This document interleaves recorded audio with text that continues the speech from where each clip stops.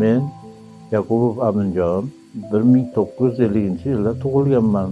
Shu Nayman qishlog'ida. Hozirgi davrda nafaqadaman. O'zim shifokorman. Shu shifokorlikdan pensiyaga chiqqanman. Undan keyin Nayman qishlog'ida 10 yil mahalla raisligini qildim. Hozirgi davrda Nuroniylar kengashining raisiman.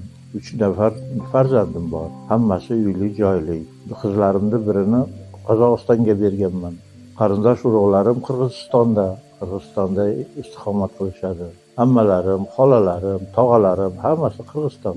Sal oldingi davrda eslaydigan bo'lsak, bir 10 yil, 15 yil shu qarindosh urug'lar bilan borib keldimiz bo'lmagan.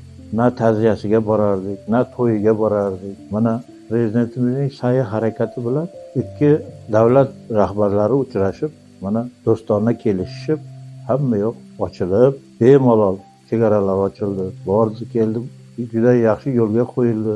Xuddi ilgarigidek yana qarindosh urug'chilik yo'lga qo'yildi. Mana Qirg'izistonga boradigan bo'lsak, o'sha yerdagi chegara xodimlari yaxshi iliq kutib oladi. Bemalol o'tib ketaveradi. Mana Qozog'istonga borsak, Toshkentga boramiz, Toshkentdan o'tamiz. Bu yerda hech qanaqa problem yo'q. Mana necha yildan beri borib kelaman. Hozir bu chegara to'g'risida hech qanaqa problemamiz yo'q. Qarindosh urug'lar bemalol kelib ketyapti. Qaytib o'sha hammasi xursand shu chegaralar ochilganiga. Necha marta borib keldi bo'ladigan bo'lsa, hech qanaqa problemasiz boramiz. Hatto mashinada o'tamiz. Mashina bilan o'tib, mashina bilan qaytamiz. Ular ham xuddi shunday. Hozir endi prezidentimizning sa'y harakati bilan juda ko'p davlatlar mana do'stona aloqalar o'rnatdi. Yaqinda Tojikiston bilan Qirg'iziston chegaralari ochildi. Ilgari chegara to'g'risida problema bo'ladigan bo'lsa, hozir endi shu men o'ylayman, bizning prezidentimizning harakati bilan O'rta Osiyo bo'yicha chegara masalalari hammasi hal bo'ldi. Hech qanaqa problema yo'q. Xudoga ming marta shukr, mana ilgarilari qiynalib borib, mana ukam shu Qirg'izistonda yashagan bo'lsa, o'tib qolganda nihoyatda qiynalib borib kelganman-da. Shu hozir ham esimda.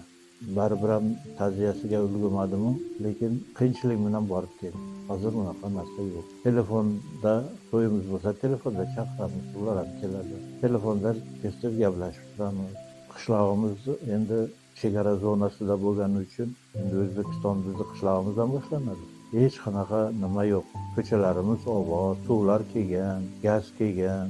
Nayman qishlog'i O'zbekistonning eng chegara hududida joylashgan. Bizning aholimiz 100% qirg'iz millatiga mansub. Bizni chegara qishlog'imiz uzoq bo'lgani bilan davlatimiz nihoyatda bizga hali sharoitlarni yaratib berdi. Hech qanaqa qiyinchilik yo'q. Qishlog'imiz obod mahalla nimasiga tushib, suv, gaz, elektr simlari almashdi. 4 ta artezan qudug'i ishga tushdi. Hozirgi vaqtda yurtboshimizni yaratib bergan sharoitiga shukronalar keltiramiz. Ikki davlat o'rtasida bordik keldimiz yo'lga qo'yilgan. Buning uchun doim prezidentimizga shukrona keltirib, rahmatlar aytamiz. Yaratib berilgan imkoniyatlar uchun yurtboshimizga minnatdorchilik bildiramiz. Oldingi paytda chegaralar bek bo'lgan paytda endi bunaqa bordi keldilar, nihoyatda shu orzu qilardik-da, qachon bu yo'llarimiz ochilar ekan, bemalol borib kelar ekanmiz degan o'y fikr bilan yashaganmiz. Hozirgi kunga kelib yaratilgan sharoitlarga shukronalar keltiramiz.